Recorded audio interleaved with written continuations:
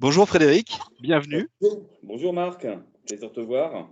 Aujourd'hui, c'est un format qu'on inaugure. Tu me fais l'amitié de répondre à mon invitation. On va discuter pendant une vingtaine de minutes de ton parcours, de ta digitalisation, de ce que tu as mis en place qui t'a permis d'être successful dans ton activité, de passer la Covid plutôt pas trop mal, et ainsi de suite. Ok, alors tout d'abord, pour nos premiers auditeurs, Frédéric, qui es-tu? Qu'as-tu fait? Pourquoi es-tu là? Un grand mystère. Non, en fait, j'ai fait une école de commerce. Ensuite, je suis arrivé dans un grand groupe d'assurance qui était AGF et qui est devenu Allianz. J'ai travaillé là-bas pendant 15 ans et un peu plus dans tout ce qui était moyen d'augmenter la productivité des agences indépendantes, puisqu'en fait, c'était des agents généraux, des entrepreneurs, pour leur donner des moyens justement de préparer l'avenir en gain de productivité et en opérationnel. Et puis au bout de 15 ans, je me suis lancé moi-même dans l'entrepreneuriat en devenant donc agent général d'une structure avec 2 agences. Je me suis associé, on est passé à 3 agences, puis 4 agences, toutes basées en Normandie. Et là récemment, nous avons intégré une troisième associée qui faisait partie de l'équipe, qui avait aussi des capacités à développer d'autres marchés que ceux que nous avions déjà développés. Donc maintenant, nous sommes 3 associés avec à peu près 12 000 clients, 4 points de vente, et sur lesquels on a chacun une part d'activité transversale ou vraiment spécialisée. Donc ça nous permet d'avoir 3 moteurs, plus toutes nos équipes qui sont derrière. Voilà. Donc, le nom de ton entreprise, c'est Alors c'est EIRL, Alliance, enfin c'est Alliance EIRL, Henriot, Moreau, Godet, c'est les trois associés. Voilà, comme ça. OK, Ouais, très bien. Et alors, pour la petite histoire, j'ai pensé à toi aussi parce que tu es notre assureur, l'assureur de nos sociétés, mon assureur personnel aussi, et que je me souviens comment tu nous as démarché, comment tu nous as expliqué, parce que nous, on est basé à Paris, aller chercher un agent général en Basse-Normandie, c'était pas Pas évident. forcément trivial, mais en fait, tout de suite, tu m'as dit, j'ai spécialisé mes équipes, on est fortement digitalisé, tu verras, ça va bien se passer. Et dans les faits, ça se passe bien. Donc, est-ce que tu peux nous raconter un peu? Donc, tu es passé d'une grosse entreprise, on peut la citer, donc Allianz, tu l'avais Alliance, oui. défini. Tu as quitté le salariat pour te lancer dans l'entrepreneuriat en rachetant des parts ou en rachetant un cabinet d'agent général. Donc, tu es passé de l'autre côté, hein, tu es passé du Oui, côté de ceux que t'aidaient. oui, tout à fait, exactement. Et tu as tout de suite pensé à l'aspect digital, à l'aspect dématérialisé, à l'aspect. Comment c'est venu? C'était dans ta tête? C'était déjà dans l'air du temps? Est-ce que tu peux nous raconter un peu la genèse de ton Alors, activité? avant de reprendre justement des agences et d'être entrepreneur, il y avait multiples projets qui existaient. On est dans les années, fin des années 2000, fin 2000, avant 2010, etc., où là, on parle de digitalisation, on parle de dématérialisation, on parle de gain de productivité, etc. Mais en gros, c'était, je dirais, tout un bouquet qui était lancé sans avoir vraiment comment dire, de structure derrière. C'est-à-dire que voilà, on avait la possibilité d'avoir un catalogue qu'on pouvait proposer et chacun puisait à l'intérieur en fonction de sa structure. Et moi, j'ai eu la chance de rencontrer des personnes qui étaient vraiment parties très très loin dans cette démarche-là. En tant que pionnier. Et on a travaillé ensemble sur leur mise en place en agence de ce système de dématérialisation ou de travail à distance. Parce qu'en fait, il y avait plusieurs problématiques qui arrivaient derrière. Le premier, des gains de productivité. Où est-ce que tu vas les trouver? C'est dans l'organisation interne. Le deuxième, un aspect commercial. Comment je peux, moi, en étant basé dans un secteur avec une localisation, donner un service quasiment identique à quelqu'un qui serait en proximité. Donc, comme tu disais tout à l'heure, vous êtes à Paris, je suis en Normandie. Si je n'ai pas cette façon de travailler, mais à la qualité, on va dire, de contrat égal, j'ai tout de suite un bémol. Alors que là, en fait, il fallait que ce soit un avantage. Donc, d'entrée de jeu, c'était quelque chose qui apparaissait dans mon business plan. Et on avait discuté avec mon associé à l'époque, sachant que nous avions d'abord 2 agences. Et la problématique des multisites, contrairement à un plateau où des personnes sont au même endroit, etc., c'est que il faut avoir cette capacité à avoir une sorte de réseau entre l'ensemble des sites Bien pour sûr. que, on verra tout à l'heure quand je l'expliquerai, pour en tirer le maximum d'avantages. Et aussi, dans l'opérationnel, avoir une synergie et un lien entre tous. Donc pour moi, c'était une évidence de rentrer dans cette partie digitalisation et dématérialisation, mais par étapes, pour donner du sens, faire accepter le changement et en même temps donner les gains qui sont derrière. Parce que quand des personnes ont une certaine habitude, il faut quand même faire attention à ça. Et il faut aussi retenir toutes les images, enfin tout le ressenti que les assurés clients ou les personnes extérieures peuvent avoir. Alors là, je vais simplement donner une petite parenthèse anecdotique, mais qui prouve quand même que le regard extérieur est très important. Euh, il y a quand même quelques années de ça, une dizaine d'années, en fait, je ne sais pas si tu vois comment pouvaient être les agences d'assurance, mais on avait Hyper souvent papier. une carte papier. Euh, C'était les stocks de papier, les stocks de papier. On gardait des dossiers sans jamais nettoyer ce qui était à l'intérieur. Des fois, qu'il y a une pièce importante, puisqu'on a des conditions effectivement d'archivage, mais ça, c'est encore autre chose. Et souvent, ce stock de papier, en fait, ces dossiers clients, on les retrouvait au sein même de l'agence, soit au niveau de bibliothèque, soit au niveau de certaines tours, etc. Enfin, elles étaient visibles. Et quand on a commencé à travailler là-dessus, naturellement, bah, ces dossiers papier, je dirais comme on l'a fait, ont disparu. Et donc, dans la tête de certains clients extérieurs qui avaient l'habitude de rentrer et de voir un mur en fait de dossiers, ils en voyaient de moins en moins. Et je me disais, mais vous êtes en train de perdre des clients, vous êtes en train de mourir, puisque là, ah, je vois les armoires qui se vident. Donc, cette chose-là, on ne l'avait pas vue. Du coup, on a rajouté un panneau, nous sommes en train de dématérialiser, etc., pour justement avoir cet aspect-là. Alors, c'est un la petit conduite du pas, changement vaut la aussi conduite pour le du client. changement, et aussi pour le client qui se dit, mais qu'est-ce qui se passe chez vous là? Vous êtes en train de dépérir. Alors qu'en fait, c'était tout à fait l'inverse. Donc, bon, là, c'était la petite anecdote. Donc, en fait, on avait les moyens que notre compagnie avait mis en place. Grosso modo, c'était la possibilité d'acheter un scanner qui était intégré à nos outils. En final, qui pouvait être intégré à nos outils en interne, mais qui pouvait être aussi utilisé sur ce qu'on appelle une jet dite privée. Donc une jet privatise pour l'entreprise et une jet compagnie pour tout ce qui était lié à la compagnie. Sachant que dans les deux cas de figure, c'était nous qui étions les maîtres d'œuvre là-dessus. Donc le process. Je rappelle qu'à cette époque, hein, les fameux extranets où on retrouve Mmh. sous contrat et tout ça n'existaient pas, hein, Non, ou existaient peu. très très peu. Les compagnies commençaient à se poser la question de savoir comment elles allaient les mettre en place. Quand on voulait avoir un duplicata de son contrat ou tout ça, il fallait demander à l'agent, qui demandait à la compagnie ou qui avait une copie voilà, et qui la scannait, la faxait, la renvoyait par mail. Voilà, mais globalement, à cette époque-là, pas d'extranet en place.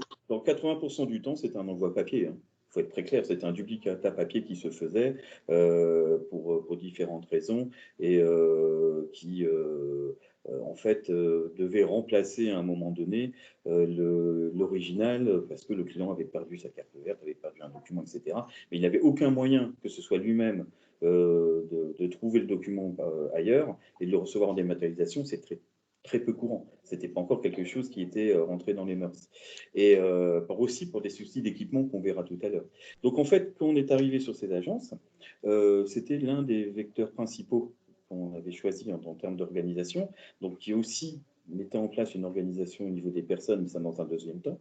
Donc bon, on a tout de suite fédéré tout le monde parce que c'est quelque chose d'assez important pour que ça fonctionne. Donc au Quel début, était le déclic pour les salariés? C'était parce qu'au début, enfin, scanner, c'est quand même pas l'activité la plus sympathique.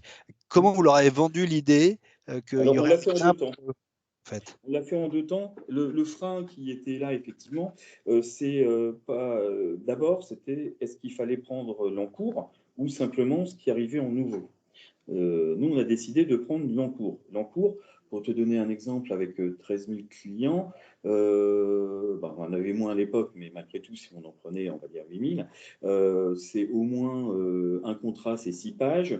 Le client qui a 3 contrats, on arrive à 24 pages. Tu fais le calcul, on arrive à des centaines de milliers quelque part de scans sans, et en reprenant parfois des dossiers de plus en plus loin. Bon. Là, du coup, ce que l'on a fait, c'est qu'on a pris des ressources externes pour justement faire ce travail d'encours. Par contre, la limite de ce système-là, c'est que ce n'est pas que du papier qu'on va scanner. Il faut Mmh. ensuite le classer. Donc, il fallait bien entre les deux des personnes qui aient la compétence pour dire ce L'indexation, le rangement, le classement. l'arborescence que je mets en place, que tout le monde ait la même arborescence. Que veut dire pièce pour l'un, que veut dire correspondant pour l'autre, que veut dire document pour l'un, que veut dire pièce rentrée signée, etc. Tout le monde n'a pas la même signification. Donc en gros, chacun a un bureau comme, on va dire, physique, avec des tiroirs. Et en fonction, certains vont le mettre au premier niveau parce que pour eux, c'est ce qui est le plus important. D'autres vont le mettre à la fin parce que c'est classé. Donc là, il a fallu définir cette arborescence. Et par contre, on a libéré le côté en cours de stock en scan. Donc ça a été un point OK. important. Après, sur les nouveaux, effectivement, on a mis en place dans le cadre des contrats de travail et dans le cadre des activités un temps pour justement scanner ces documents. Et ensuite, on a montré des exemples. Les exemples, c'est qu'effectivement, en étant sur des personnes qui ne peuvent pas contacter telle agence qui peut se trouver fermée à ce moment-là ou tout simplement être déjà en ligne, eh bien, quelqu'un d'autre peut reprendre le relais en ayant connaissance et en ayant l'ensemble des documents. Il suffit simplement de cliquer et de retrouver l'ensemble des documents du client. Donc Alors, là, c'est un gain énorme. donc là, en fait, le premier gain, en fait, si je dois résumer, c'est que quand tu as tout digitalisé, tu t'astreins de la géographie. Mhm. Ton information est accessible de n'importe où à À tout partir moment. du moment où Exactement. tu as les droits de le voir. Et puis, tu gagnes beaucoup en temps de recherche, en fait. Tu Exactement. mobilises ton information plus rapidement. Tout à fait. Alors, le point qui était important d'encadrer à cette époque-là, c'est que rien n'était tout à fait figé, c'était l'aspect juridique. Quelle était la valeur d'un document scanné, d'un document dématérialisé. Et nous, on a une obligation aussi d'archivage papier qui existe enfin en tout cas qui existait et qui existe toujours pour des dossiers plutôt sinistres, etc. Donc cela, effectivement, on avait aussi un classement qui se faisait là-dessus, qui se fait aussi au cours de l'eau. Bon, de toute façon, ça, quelque part, qu'on a le papier, on le classe, on a un système d'archivage qui existe avec un lieu bien sécurisé. On peut retrouver effectivement le document officiel au cas de besoin. Maintenant, ça fait 10 ans qu'on travaille comme ça. En 10 ans, je n'ai jamais eu de besoin de rechercher un document papier. Tous les documents qui étaient en C'est scan ont été considérés comme viables, valables, puisqu'ils sont signés, ils sont indexés, ils sont figés. Et même dans des cas de figure où on aurait pu demander un original, le document qu'on avait faisait foi. Donc cet aspect-là, en fait, aujourd'hui, par mon expérience, alors je ne dis pas qu'il ne faut plus avoir d'archivage, on a une loi là-dessus, en 10 ans, on n'a jamais eu le cas de figure, jamais eu le cas Ouais, de... c'est un cas très concordant avec d'autres clients, notamment les directions comptables sur la dématérialisation des factures. En cas de contrôle, il y a vraiment que quand on va devant le juge, en fait, ce qui est assez rare, en fait, au final, qu'on pourrait nous demander théoriquement de sortir les originaux papier. Mais dans la plupart des cas de contrôle, c'est-à-dire au fiscal, c'est vrai que le contrôleur ou le contrôle interne se satisfont bien de retrouver. Déjà, ils sont contents qu'on retrouve les documents et ils se C'est vrai. satisfont des copies numériques pour peu qu'elles soient suffisamment lisibles et qu'on puisse les retrouver. Donc, oui, là aussi, je confirme ta vision.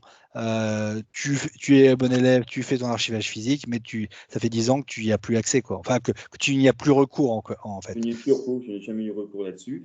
Et pour aller encore plus loin, puisque nous, dans notre capacité en tant qu'agent général, nous avons donc une délégation de souscription. On ne fait pas, quand quelqu'un nous demande d'assurer un véhicule ou autre, ou une entreprise, on n'a pas nécessairement une validation de la compagnie. On a, en fonction de notre pédigré, de nos compétences, une délégation. Qui dit délégation dit aussi contrôle, ce qui est tout à fait Bien sûr. normal.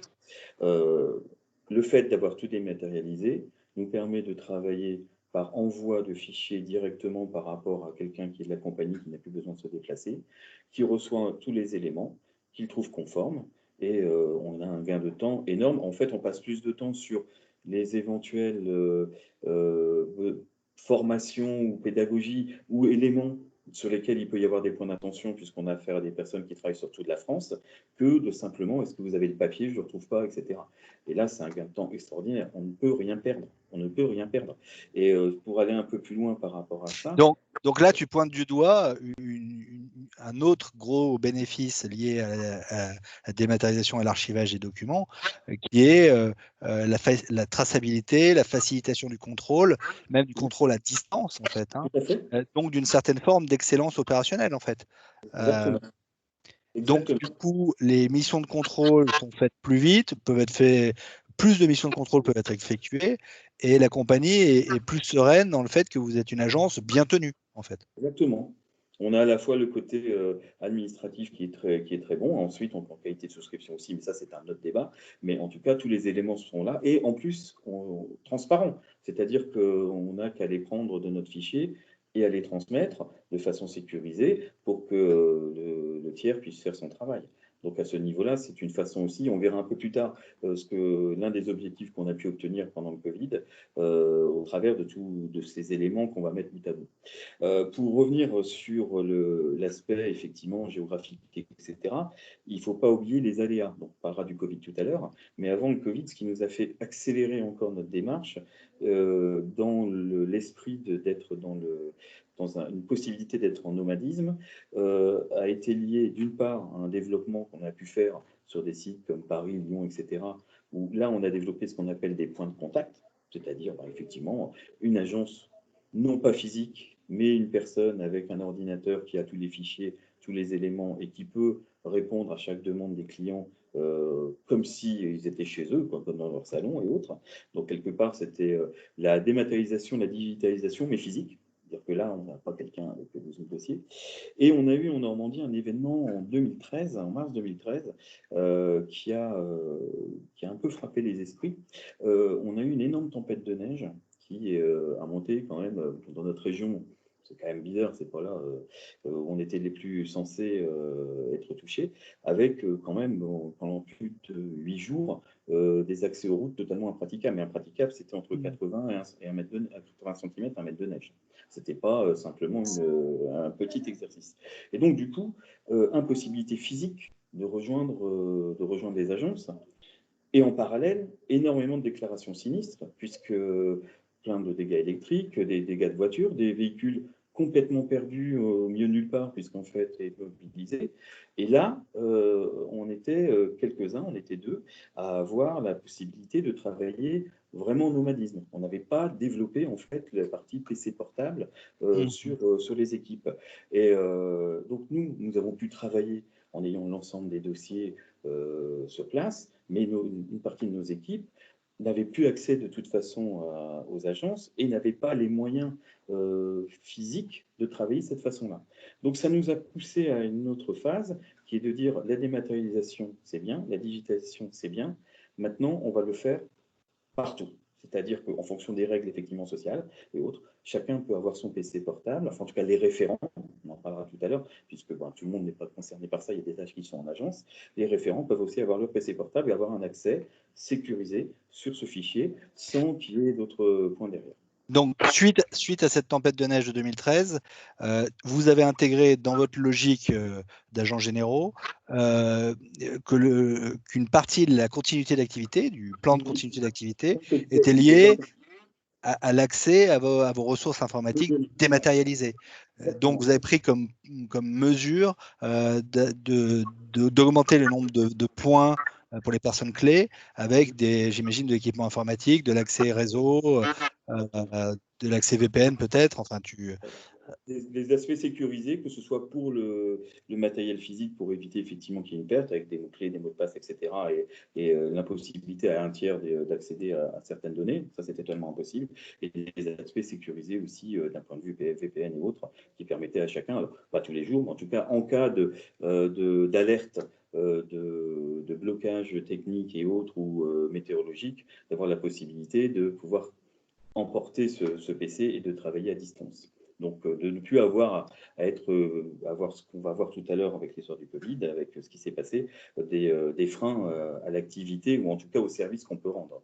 bien Donc sûr. ça, c'était déjà un point d'avancée qui était mis en place. Donc de ce fait-là, on a aussi expliqué aux personnes qu'est-ce qu'on attendait, quelle était la limite du système, pour pas non plus qu'on passe d'un système, je dirais, de présentiel, un système totalement de nomadisme, voire, on n'en parlait pas encore à l'époque, de télétravail. C'était pas la notion qui était prévue. On était effectivement, comme tu le dis, dans un plan de continuité d'activité pour que, quel que soit le motif, on puisse toujours répondre aux besoins du client, puisque si nous sommes bloqués, par définition, ça veut dire qu'il s'est passé quelque chose et que donc on va avoir une notion de sinistralité ou en tout cas d'impossibilité d'accès à certaines données.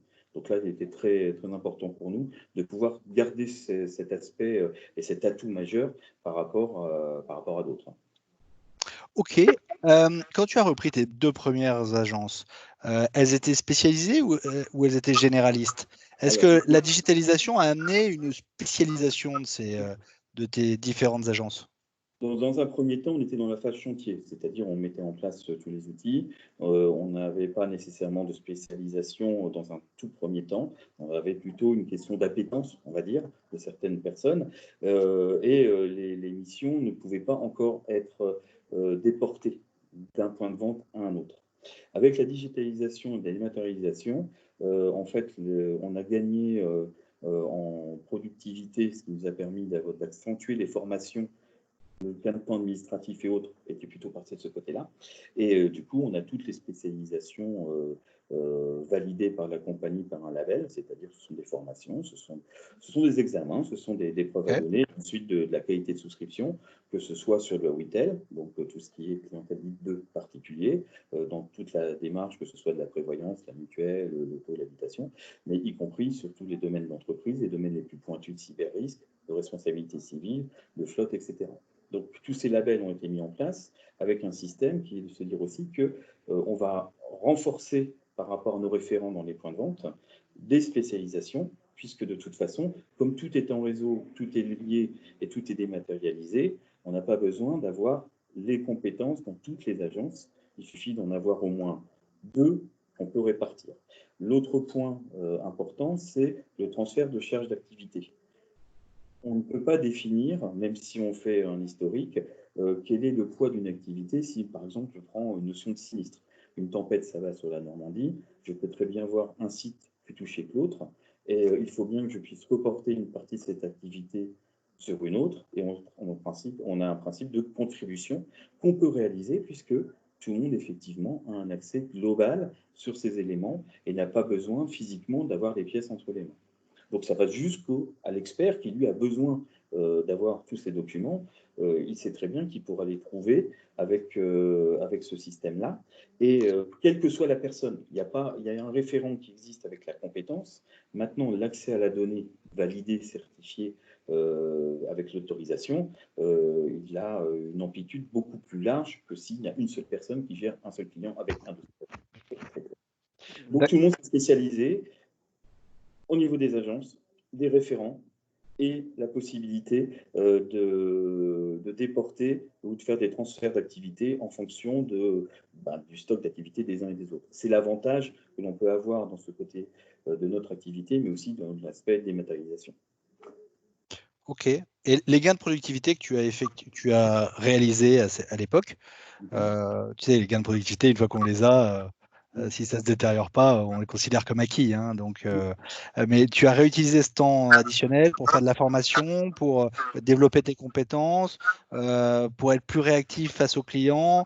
Moi, j'avoue, hein, on t'appelle quasiment, on t'appelle ou on t'email, on a une réponse très vite. Si c'est pas une réponse physique, c'est des demandes complémentaires par email pour avoir. Voilà. Les devis tombent assez vite.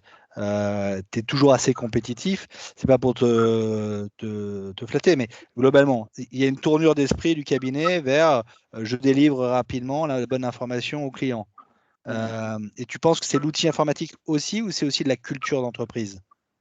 On ne peut pas parler de réactivité ou d'hyper-réactivité si derrière, on n'a pas la possibilité d'avoir des outils qui soient performants pour le faire et l'état d'esprit pour le faire. Les deux sont liés.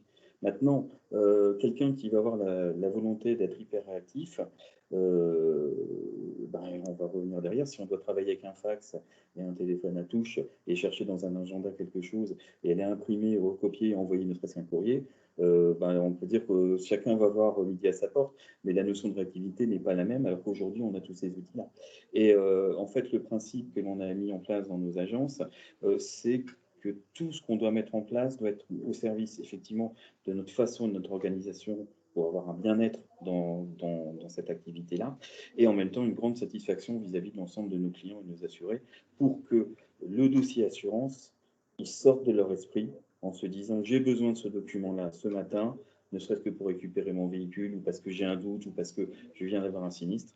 Il faut absolument que, le plus rapidement possible, on puisse lui envoyer les premiers éléments pour que ce ne soit plus considéré comme une contrainte ou un souci, mais que tout de suite, on a la réponse. Et moi, je considère que je souhaite avoir ce type de prestation vis-à-vis des partenaires qui travaillent avec moi. Et même dans mon quotidien, je n'accepte pas, c'est difficile pour moi d'accepter quelqu'un qui va me répondre au bout de 5 jours, sauf cas de figure exceptionnel, alors qu'aujourd'hui, on a des éléments pour le faire. Donc, c'est vraiment ce système-là qui a été mis en place avec tout le monde. Alors, naturellement, il y a des contraintes, il y a des impératifs de temps, il y a des règles aussi juridiques qui font que si on veut parler d'assurance vie, il y a des 48 heures de réflexion minimum, voire 7 jours, etc. Bon, mais malgré tout, plus vite on a répondu à la demande, moins on a de relance derrière, plus on a de satisfaction, plus on gagne de temps, plus l'assuré est content, et donc plus on gagne de temps derrière, et le temps commercial, quelque part, on a prouvé par un service qu'on est capable de le faire. Donc, les gains de satisfaction, ils sont là. Donc, on n'est pas resté en se disant les gains de productivité, ils sont assis, voilà, non. Il y a eu des gains fonctionnels, il y a eu des gains effectivement en termes de coût salarial, mais qui nous ont permis d'investir sur tout le monde sur ces spécialisations, en disant effectivement on vous a libéré un peu de temps là-dessus, et d'aller plus loin que la formation obligatoire des 15 heures qui a été mise en place. On était déjà, pas dans les 15 heures, mais déjà dans ce schéma-là, que justement nos équipes soient toujours à un niveau de compétences et de formation qui permettent d'avoir un coup d'avance. Ce qui a permis d'avoir notamment du temps pour notre troisième associée, qui était une collaboratrice de chez nous, cadre, de pouvoir accentuer ses compétences et nous rejoindre en tant qu'agent général entrepreneur. Donc, c'est pas neutre du tout de pouvoir libérer du temps par rapport à ça, que d'un point de gagner des gains de productivité, que ce soit en termes d'apport et de bien-être pour l'ensemble des équipes, et aussi vis-à-vis de l'ensemble des assurés par rapport à la relation, à la façon dont on fonctionne. Est-ce que les mises en place d'extranet des compagnies où l'assuré peut directement accéder à certains des documents que la compagnie garde, archive pour lui, est-ce que ça a aussi soulagé les appels vers les agents généraux comme toi, ou tu n'es pas vraiment capable de le percevoir voilà. Est-ce que ça a un impact pour ça, pour toi? Alors clairement, l'impact extranet ou autre, c'est pour nous un complément de notre activité, de ce qu'on a pu mettre en place. Je parlerai quelques outils tout à l'heure, mais je vais rester sur l'extranet. On est dans un domaine où on a beaucoup d'aspects juridiques qui sont valables pour toutes les entreprises et qui, nous, peuvent être un peu sensibles. Par exemple, tout ce qui est domaine de la santé, tout ce qui est domaine de l'arrêt de travail. Ce sont des documents qui ne doivent pas transiter entre nos mains.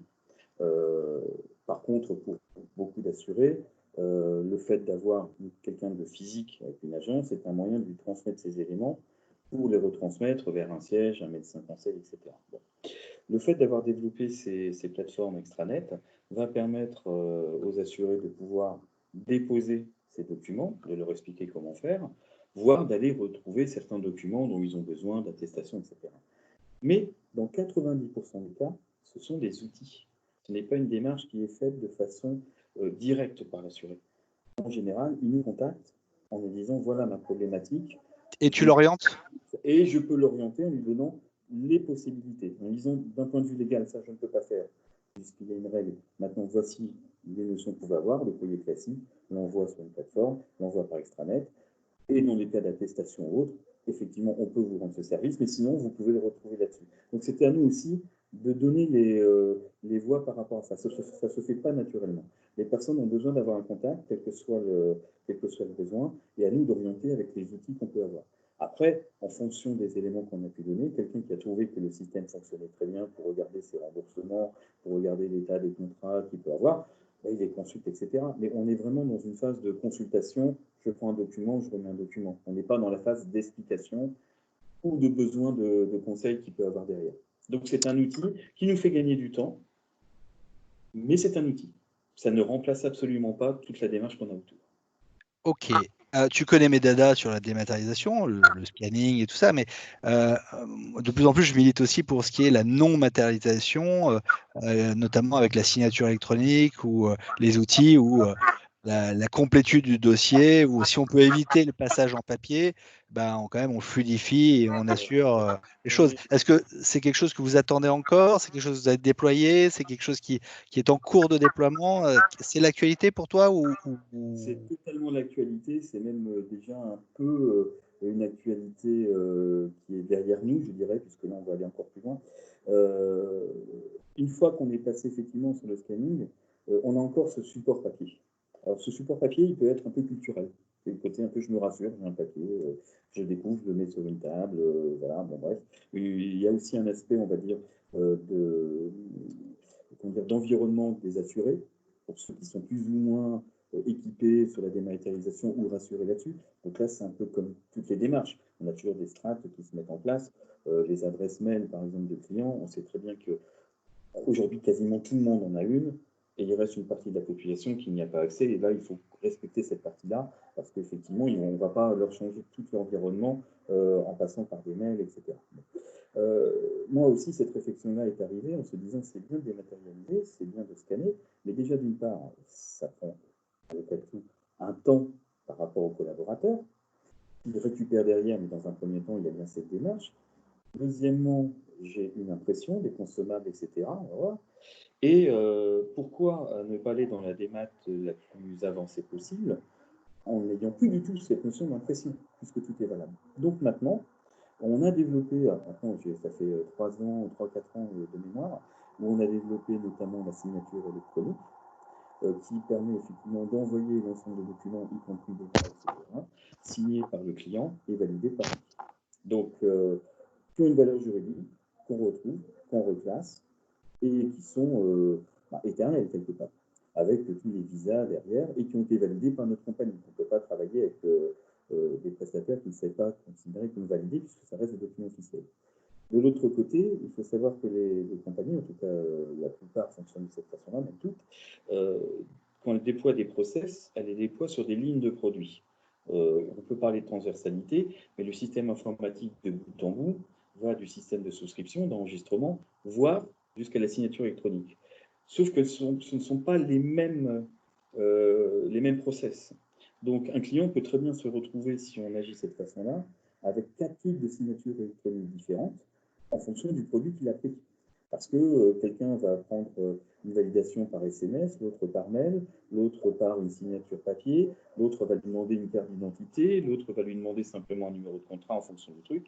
Et là, du coup, nous, en fait, on a mis cet aspect transversal en disant on peut toujours grouper via cette signature électronique, qui fait qu'on n'imprime plus rien. Par contre, on laisse le choix au client. On lui dit clairement, on vous les envoie si vous souhaitez par signature électronique. On préfère, on donne les avantages. Maintenant, on ne l'oblige pas, puisque effectivement, on ne connaît pas l'appétence des uns et des autres par rapport à ça. Et on va de plus en plus loin maintenant grâce à notre compagnie aussi, puisqu'on peut avoir ce qu'on appelle des mails dématérialisés d'accord, où en fait l'ensemble des pièces sont envoyées. Là, on a dépassé même le système de la signature électronique, puisque le client peut renvoyer un message bon pour accord en fonction des pièces qui ont été jointes. Et là, on considère que tout est validé, il n'y a pas besoin d'avoir d'autres éléments derrière. Donc tout ça fait que le gain papier, le gain de temps, le gain consommable est important et il n'est pas neutre, puisque là, en 3 ans, on a gagné 48% de gains en affranchissement, ce qui est énorme. Waouh! On des postes principaux, et en consommable, on est à moins de 60%.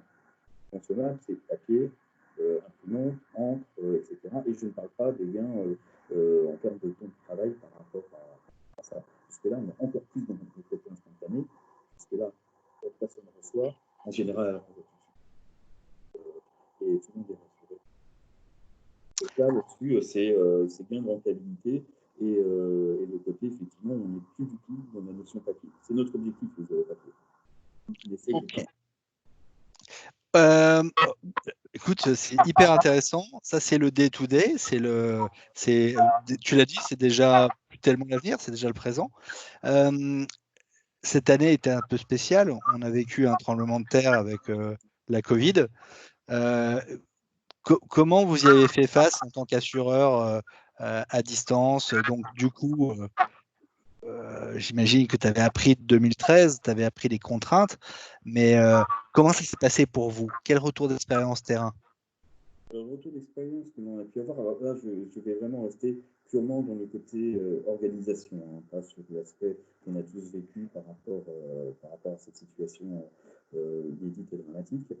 C'était comment continuer à donner ce service, sachant que on se retrouvait dans une situation où nous n'étions pas les seuls à ne pas pouvoir travailler de façon normale, avec un mode plus ou moins dégradé, mais tous les prestataires étaient dans le même cas de figure. Quand je dis tous les prestataires, ça peut être effectivement un concessionnaire automobile qui doit faire des réparations, ça peut être un artisan qui doit venir pour un sinistre, un expert, etc. Donc, dans ce cas de figure-là, il fallait que d'une part, on puisse avoir cette continuité de service, continuer à avoir les contacts et donner les informations les plus importantes, très pragmatiques, tout de suite.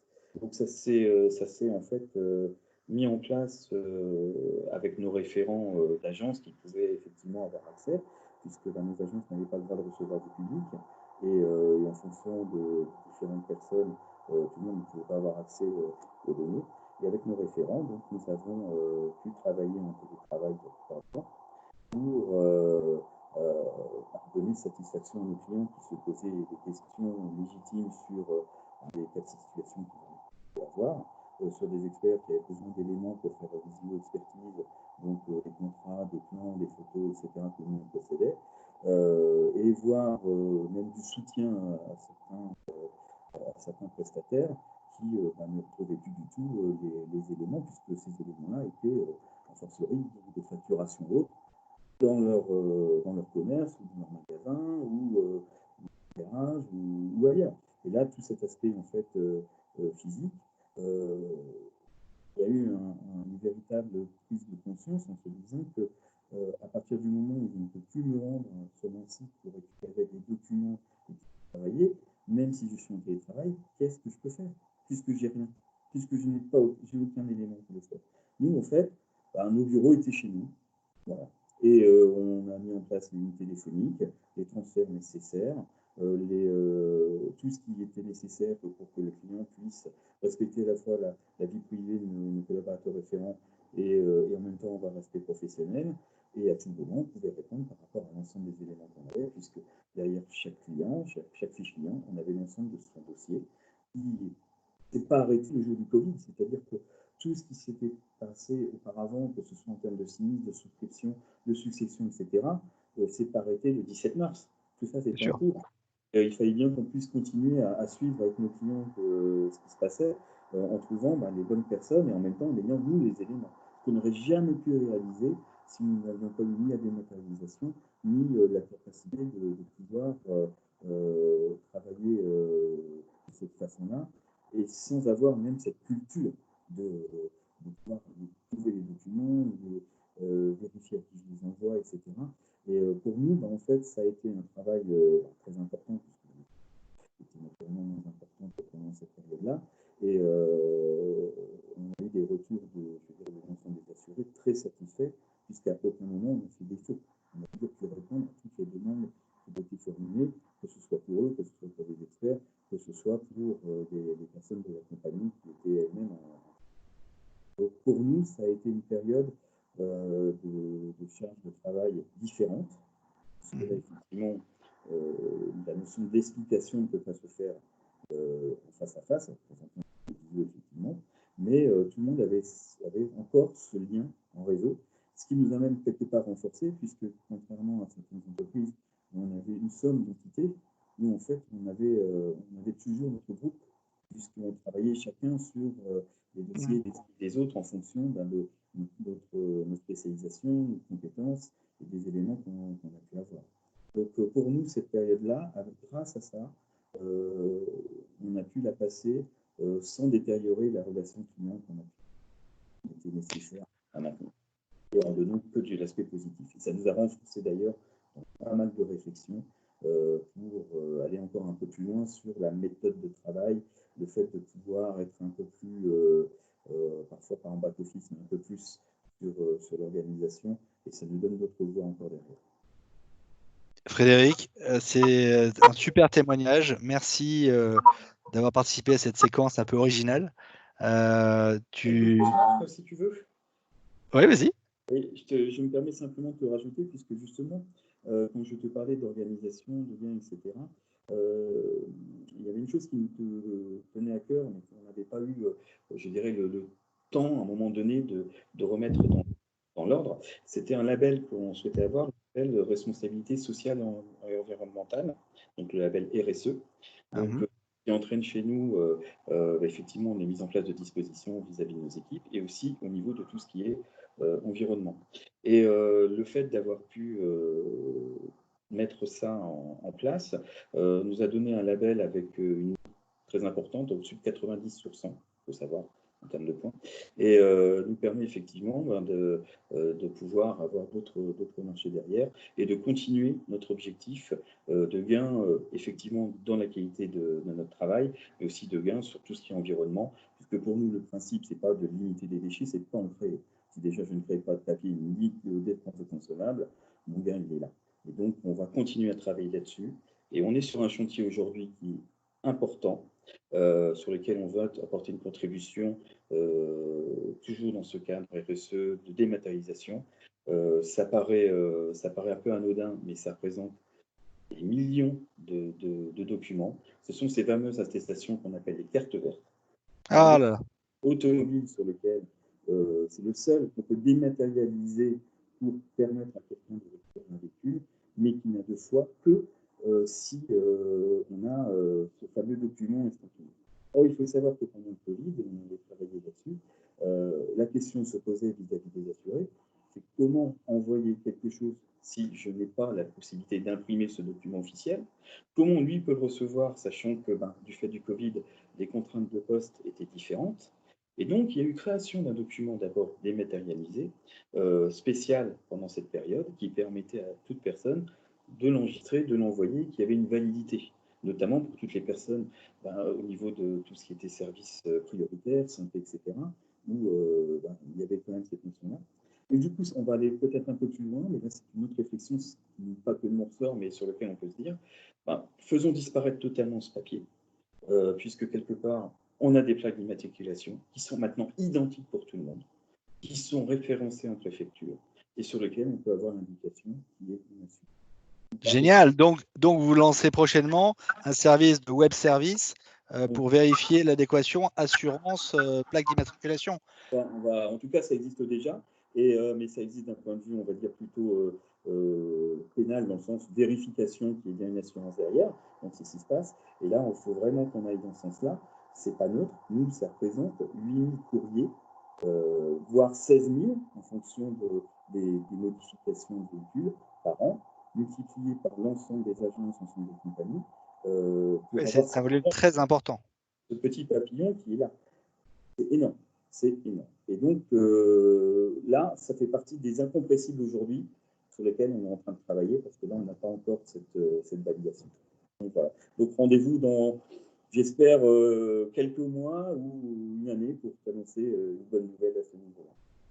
Bon, écoute, merci beaucoup pour cette note d'espoir et ce nouveau projet. On a hâte de voir ça. À titre personnel, j'imprime déjà ma carte de mutuelle directement avec l'extranet, ce qui est très pratique, hein, en fait, plutôt que de le recevoir en papier, ce qui n'a aucun intérêt. Voilà. Mais allez, allons toujours plus loin de la dématérialisation ou la non-matérialisation des pièces. Et Frédéric, un grand merci d'avoir participé à ce moment. On ne va pas devenir des stars du 20h avec ça, mais en attendant, c'était quand même un bon moment. Et merci pour tous tes inputs de grande valeur. Voilà. À bientôt. Salut. Au revoir, Marc.